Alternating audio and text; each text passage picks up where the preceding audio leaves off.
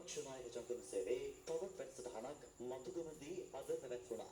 ඒ විපක්ෂ නායක විපක්ෂ නායකතුමා අද ජන සමාජයේ කියන පිරමීඩේ පහළම තලයේ සිට ඉහළ තලයේ දක්වා ඉහළ තලයේ සිට පහළ තලයේ දක්වා හැම අතකින්ම රටේ ක්‍රියාත්මක වෙන්නේ පීඩාකාරී රාජ්‍ය අපි නම් දන්නේවත් නෑ මහත්තයෝ. ඒ ඕනේ අඩු ගානේ ඔබතුමා අර පොලිස් නිලධාරියෙක් ගල්කිස්ස පොලිසියේ පොලිස් නිලධාරියාගේ ප්‍රශ්නේදී එක වචනයක් ඔයා කතා කළාද? මොකද ඔයගොල්ලන්ගේ ඔයාගේ හොඳම ළඟම මිත්‍රයෙක් තමයි වනිනායක. හරිද?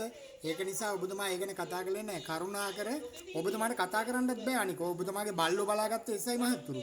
ඔබතුමාගේ තාත්තා තමයි IPලා යුනිෆෝම් ගලවලා පොලිසිය පඩිය දීලා මේ කුඹුරට බැස්සෙව්වේ. ඕවා කවුරුත් දන්නේ නැහැ. මහත්තයෝ ඒක නිසා අඩුම ගානේ නිකන්වත් ඔබතුමාට කතා කරන්න තිබ්බා.